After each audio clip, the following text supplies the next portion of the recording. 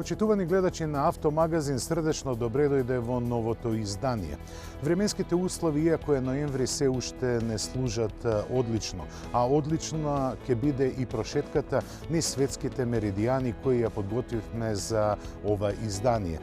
Денеска ќе отпатуваме во Јапонија на сајмот за автомобили во Токио, потоа ќе скокнеме и до Стокхолм, каде што беше презентацијата на втората генерација на Мини Clubman, а секако одвојуваме простор и за Honda HR-V, која по 8 години абстиненција повторно се наоѓа на светските пазари. Но тоа не е се. Подготвивме исто така и тест на Hyundai Tucson. Но да не должиме многу, ве покануваме да не проследите во следните 30 возбудливи минути.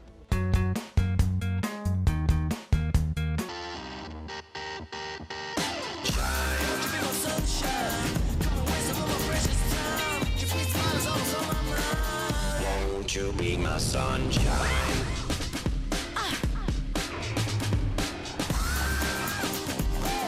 Разбудија енергијата во себе. Новиот Peugeot 208. Наскоро во Македонија.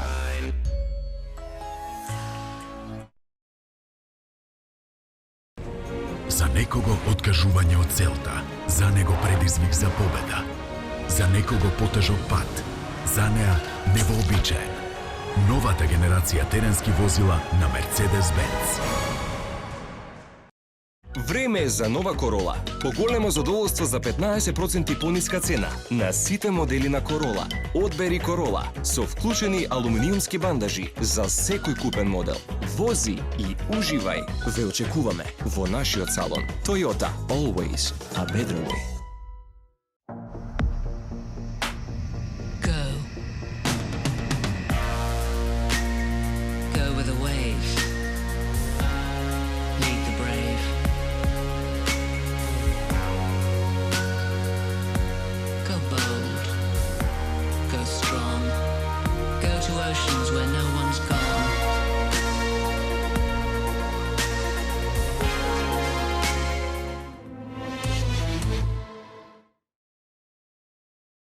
Столе напиша на Твитер. Наводно, држачот за телефонка и транзит куриер ќе го задржи телефонот на место независно што правам. Хаштаг сум чул и претходно. Си помисливме, може би сака демонстрација?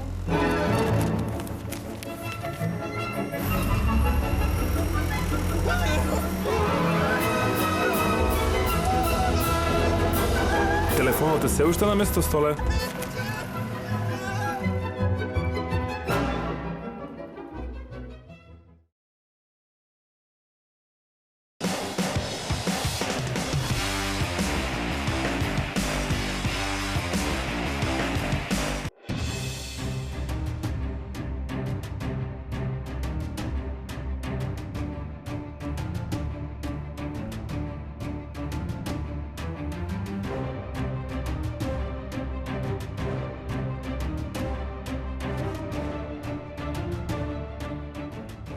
Сон на секој возач е неговото возило место бензин да троши вода, но тоа е само сон. Алхемичарите на BMW не велат така. Тие направија мотор кој троши вода во буквална смисла на зборот. Мускулестиот M4 GTS парадираше во Јапонија токму со оваа технологија која летово баварците за прв пат ја покажаа во безбедносното возило за Moto Grand Prix трките. Таа се базира на директно впрскување на вода во моторот со внатрешно согорување каде се меша со бензинот. Принципот на делување изгледа едноставен. Водата, впрскана во вид на фин спреј во всисната гранка, делува како средство за разладување. На тој начин се зголемуваат перформансите и ефикасноста, а истовремено намалуваат термичките стресови на бројни компоненти на моторот при спортско возење. Подолгото објаснување е премногу стручно и би го разбрале само оние со добри познавања од термодинамиката, така што ќе ги изоставиме.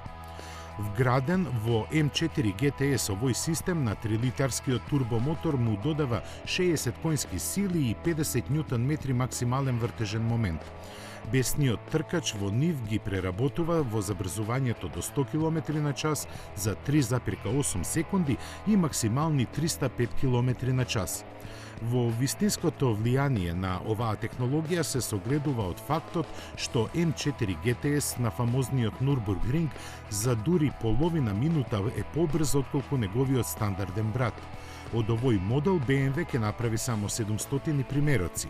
Иако технологијата за впрскување на вода во моторот е развиена од М дивизијата, таа ќе биде дел од Efficient Dynamic програмата на BMW. Тестирањата кај серијата 1, освен зголемувањето на перформансите за 10%, покажа и намалена потрошувачка на горивото за 8%. Во лабораториски услови овие проценти се уште поголеми.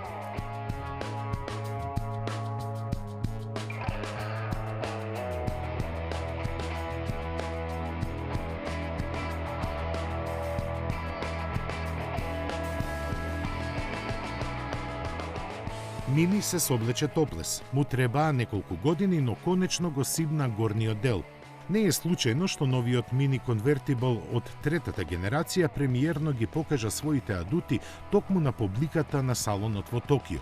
Заколнатите влюбеници во британската икона можеби ќе замерат зошто најновото е представено подалеку од нивните омилени дестинации, но во Јапонија продажбата на марката забележа 9-месечен пораст од дури 29%. На крај сепак фактот дека убавината никогаш не доаѓа сама ќе надвладее со емоциите. Шармот со кој Mini Convertible ќе ги освојува купувачите широм светот е оној познатиот, но сега малку позрел.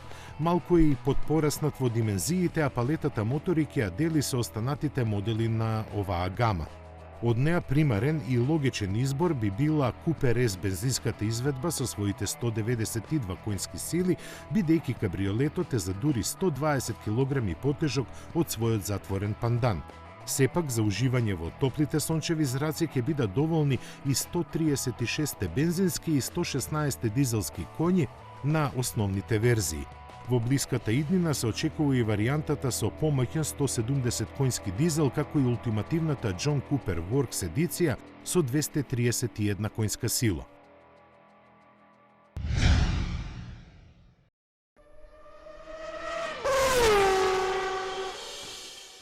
Чуварите на автомобилската историја може да престанат да се грижат. Mazda ќе го врати во живот ротациониот мотор. Токму тоа, веќе помалку заборавено парче техника е срцето на новиот концепт RX Vision. Моторот, во кој некогаш сите веруваа, а сега официјално е пензиониран, ќе воскресне како резултат на проектот со кодно име 16X.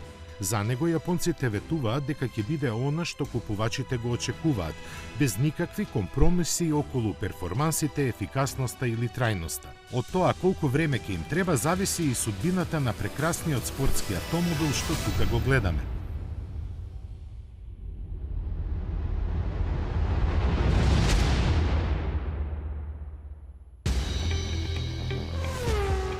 Направено на основа на родстерот MX-5, ова луто купе има покрута шасија која ќе може да ги издржи поголемите напрегања. Како кај секој вистински спортски автомобил, погонот му е на задните тркала. Замислено е да има ротационен мотор, но вистината е дека со или без него изгледа толку феноменално што ќе биде штета да не го доживее сериското производство. Секоја негова линија и површина стилски толку добро се обработени што со право се смета за една од највозбудливите премиери на Токискиот салон на автомобилите. Упатените ќе препознаат нешто од RX-7, а другите едноставно ќе кажат дека им се допаѓа. Но сите ќе се сложат дека ќе има влијание на тоа како за 1-2-3 години ќе изгледа MX-5 кога ќе му дојде време за редизајн. Нема поставено рок кога ротациониот мотор ќе се врати на произвестените линии. Тој ќе се развива толку долго колку ќе биде потребно.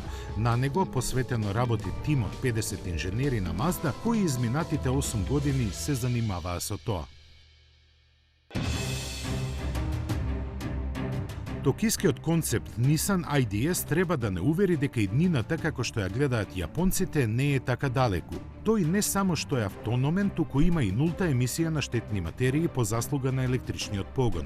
Во овој момент интересот за него е секундарен и затоа само се споменува дека батериите од 60 киловат часови ќе му овозможат поминување долги дестинации, што може да биде направено во една од двата режима на возење. Првиот е мануелен, во кој возачот го контролира возилото, но и во тој случај системите кои се дел од Нисановата Intelligent Driving технологија, планирана за 2020 година, му обезбедуваат значајна електронска поддршка. Сензорите на возилото постојано ги следат условите за возење и во случај на непосредна опасност системот ќе му помогне на возачот во превземањето на потребните акции за нејзино безбедно избегнување. Во вториот режим возилото само се управува, при што го имитира стилот и начинот на возење на возачот, забрзува, сопира и свртува во свиоците исто како него. Внатрешноста на концептот го рефлектира фактот дека се работи за автономно возило. Во пилотираниот режим на возење воланот се повлекува во инструмент таблата и место него се покажува голем рамен екран. Сите 4 седишта се ротираат малку навнатре, со што се овозможува попријатна конверзација меѓу патниците. Листата иновативни работи кај IDS не завршува тука. Сен на карбонското тело му е направено така да се постигне што поголема аеродинамичност, а тенките гуми се дизајнирани да обезбедат што помали отпори. Од другите напредни технологии, овој концепт на Nissan е опремен со индукциско бежично полнење на батериите и со самостоен систем за паркирање контролиран преку смартфон или таблет.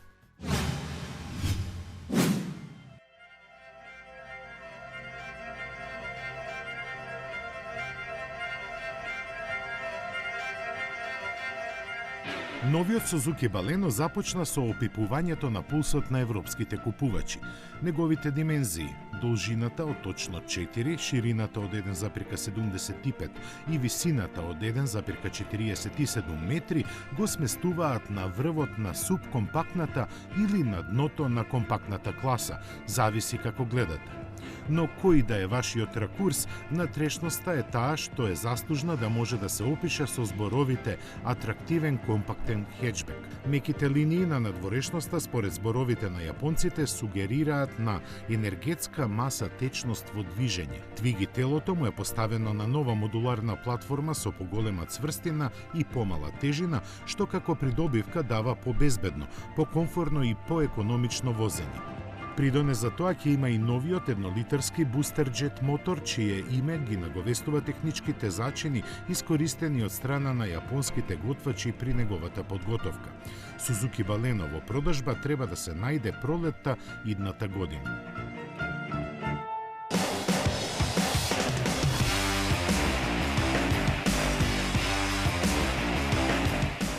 Кога се појави на светскиот пазар, Мини Клабмен направи известно поместување во сегментот кој рака на срце и не постоеше. Купувачите го сметаа за контроверзен, но и за егоцентричен автомобил, поради непарниот број на вратите што го имаше. Од левата страна имаше една врата, а од десната страна имаше две врати. Но со втората генерација, прикажана деновиве во Стокхолм, во Шведска, Мини Клабмен се етаблира не само како најголем производ на марката од Оксфорд, туку и се наметнува со својот динамичен, но и класичен дизајн со многу повеќе простор во внатрешноста. Затоа Мини Клабмен очекува и зголемена продажба.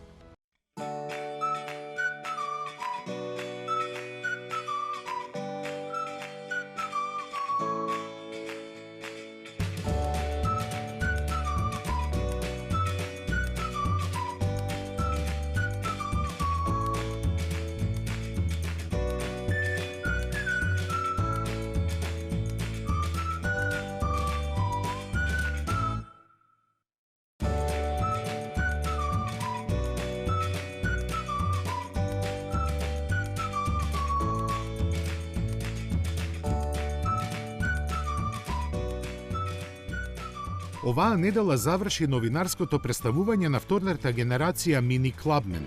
Комплетно нов и доста различен од моделот на заминувањето, новиот караван британската марка го има замислено со поконвенционален аранжман отколку вообичаениот Мини Клабмен каков досега го познававме. Главната разлика е во бројот на вратите, кои во зависност од тоа како ги броите може да бидат 5 или 6.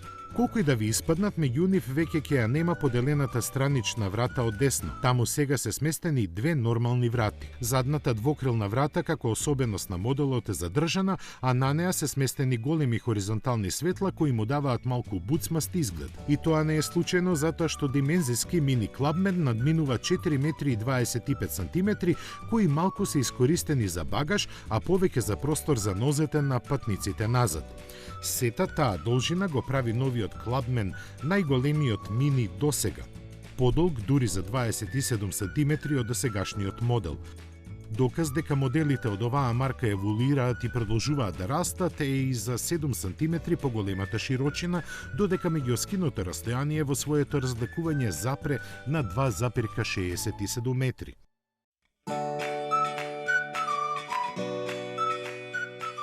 Со појавувањето на мини Clubman уште еднаш се потврди вештината на креаторите на британската марка.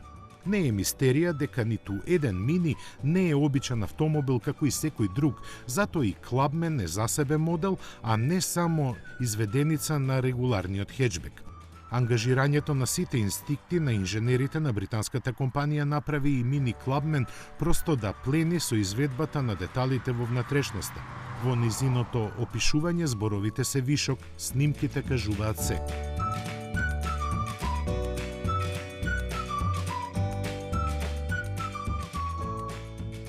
Иако интересно за размислување, сигурно ќе беше премногу да има и 7 седишта, посебно затоа што тоа нема да оди многу во прилог на имиџот на фанки возило за специфични луѓе, а тие ќе бидат малку поразочарани од смирениот изглед на предниот дел, чии пријателски црти прават Clubman да изгледа некако обично.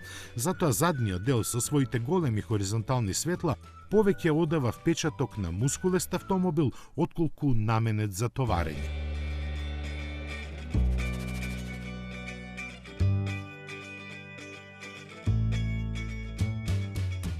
И новиот Clubman ја има заедничката платформа со погон на предните тркала, што се среќава кај новите модели на BMW, која некако природно се поврзува со трицилиндричните мотори.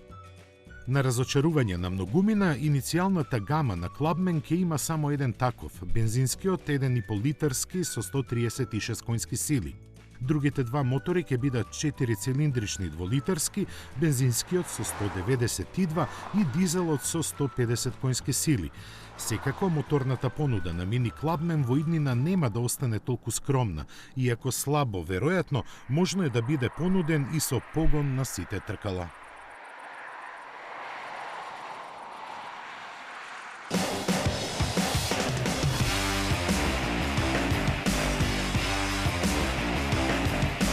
На Honda и требаа полни 8 години за да го реактивира моделот HR-V. Кога тој се појави, беше осамен во класата на субкомпактни спортско-корисни возила, односно кросовери. Но и неговото појавување и екзистенција на пазарот покажаа дека е прерано за таков модел. Во меѓувреме, многу производители ги исфрлија своите адути токму во овој сегмент. И затоа одвојуваме време за пионерот во субкомпактната класа на спортско-корисни возила Honda HR-V. Но, пред да го видите прилогот за Honda HR-V, сакам да ви информирам за една пресконференција која се случи пред некој ден во клуб-ресторанот Forza. Имено, ова омилено место на скопјаните, заедно со Automotive Group, организираат интересна содржина. За сите посетители кои ќе резервираат маса најмалку за двајца и имаат испиено нешто повеќе алкохол, клуб-ресторанот Forza и Automotive Group им овозможуваат бесплатен превоз до своето живеалиште.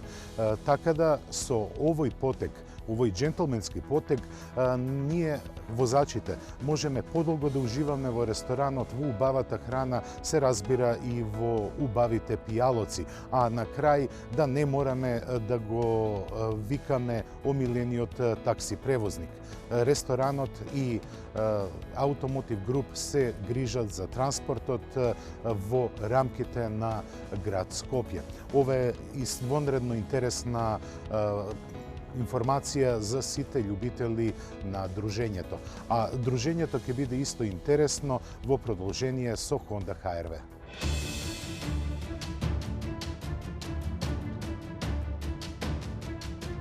Honda беше првиот производител во светот кој лансираше субкомпактно спортско корисно возило, за жал пред време.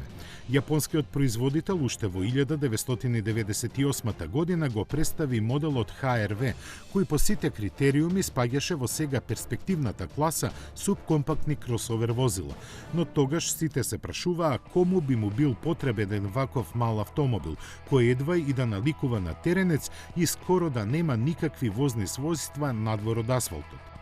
Така, по 8 слаби години поминати на пазарот, Honda го отпиша и HR-V си замина во историјата со наведната глава и без наследник. Сега, по испуштена една генерација, созреа времето од пишаните да се вратат.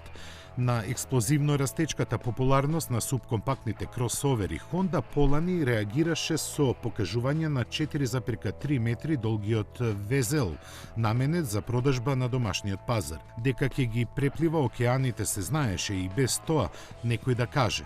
Сепак од Honda не го држеа светот во неизвестност и верзиите на овој модел подготвени за Северна Америка и Европа ги покажаа многу порано од датумот предвиден за нивното лансирање. Го кажаа и името под кое ќе се појави иако немаше потреба, него сите веќе го знаеа. Неизвестноста малку се одржуваше со изборот мотори и технологии со кои HR-V ќе доаѓа. На овие информации најдолго чекавме ние во Европа. Уште од почетокот знаевме дека е базиран на джез, што ни даваше право со голема доза сигурност да предпоставиме доста работи.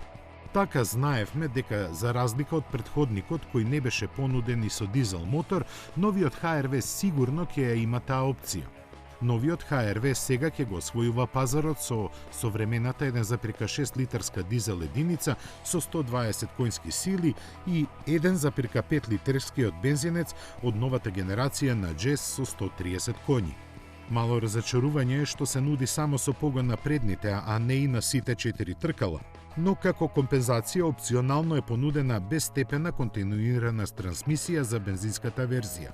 Стандардниот 6-степен мануелен менувач е единствен избор за дизелот, за кој од Honda гордо се пофалија дека просечно ќе троши шампионски 4 литри на 100 километри. Со своите 5,6 литри и за бензинецот ќе може да се каже дека е домакински настроен, а и двата мотора целосно одговорно ќе се однесуваат кон нашето здравје. Еколошките параметри говорат за 104 дизелски и 130 бензински грама на километар јаглерод диоксид. Максималната брзина кај двете верзии е 192 км на час. Освен со силните мотори за вака мало возило, HR-V ќе плени и со волуменот на багажниот простор. Тој изнесува помеѓу 453 и 1026 литри, кои се добиваат кога волшебните задни седишта ќе се склопат. Купувачите, од кои Honda 70% ги очекува од другите марки, ќе се интересираат и за уште 2-3 ставки од опременоста, главно трендовски, но затоа потоа.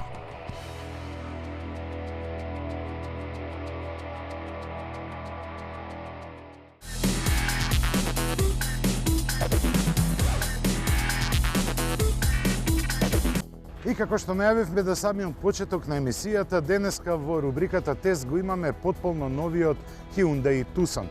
На нашиот тест ќе поминеме повеќе од 300 километри и тоа во комбинирани услови на возење. Пред се на автопат, потоа на патеката навак и низ Војводина, односно Фрушка гора.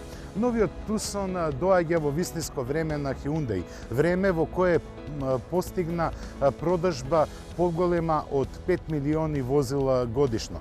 Дали Tucsonот, кој доаѓа на место на iX35, ќе подпомогне за бумот на продажбата во Hyundai, уште е рано да зборуваме. Но тука сме да се соочиме со овој потполно нов производ. А како што реков, ќе се соочиме во сите можни сценарија за возење на спортско корисни возила.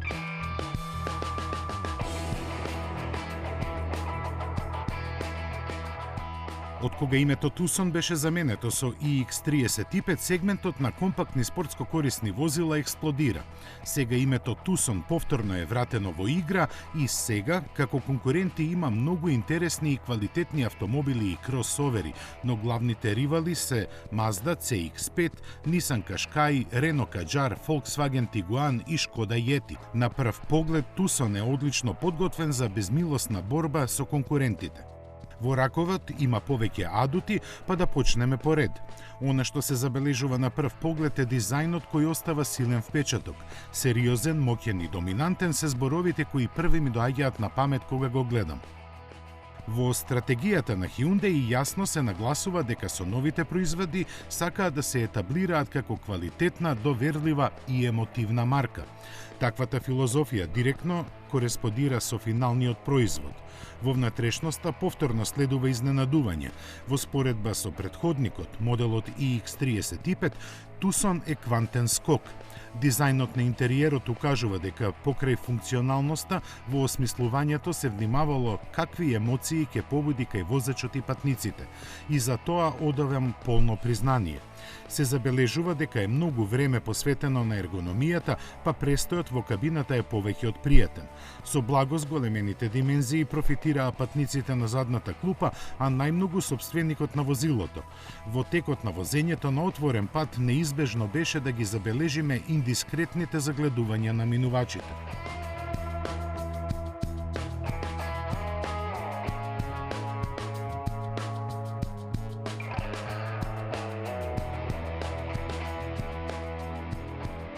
Од моторите имавме шанса да ги испробаме турбодизелите и бензинците.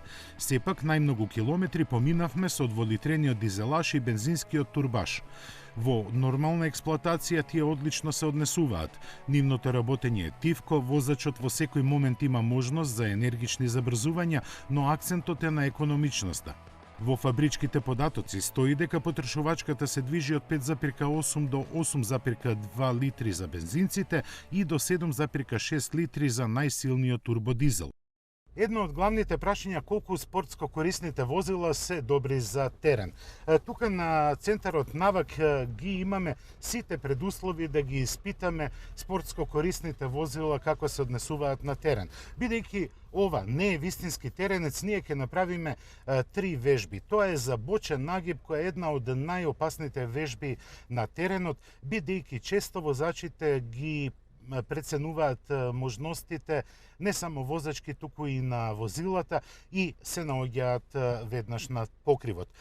На патеката Навак една од вештачки направените пречки е и пречката за бочен нагиб. Тука имаме 26 степен бочен нагиб. Како што гледате, Hyundai Tucson, иако ги нема сите оние неопходни теренски помагала, тој сосема суверено се однесува на оваа вежба.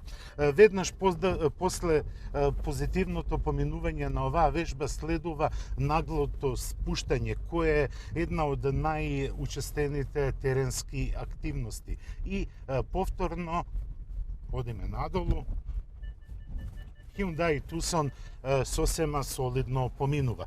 И сега доаѓаме до најтешката вежба. Оваа вежба изискува големо напрегање не само на погонот на сите 4 тркала, туку и на менувачот и на моторот, бидејќи узгонот е многу силен, повеќе од 43 степени. И како што гледате, отидовме сосема без никаков проблем нагоре, а надоле го имаме електронското помагање кое е преточено во електронската асистенција на спуштање на возилото. И повторно без никакви возбуди и без никакви проблеми ги поминавме пречките. Но Hyundai Tucson е направен во голема мерка за асфалтот, односно 99% од купувачите никогаш нит искачаат на неасфалтирани патишта. Се разбира, бројката во Македонија е нешто поголема.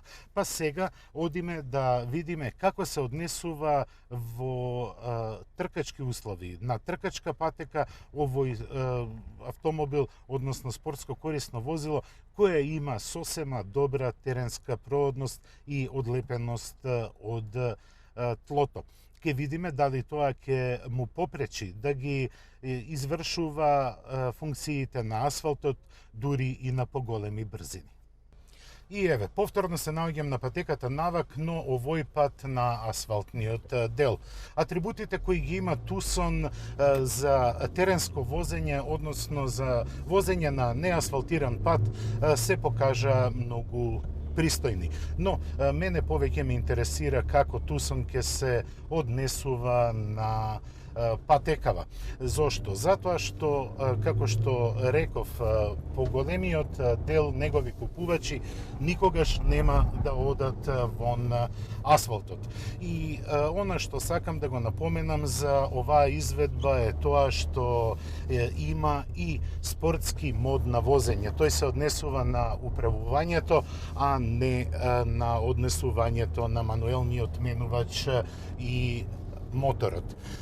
И веднаш кога ќе се даде овој мод на возење, тој го прави возилото подобро да одговара на командите на возачот.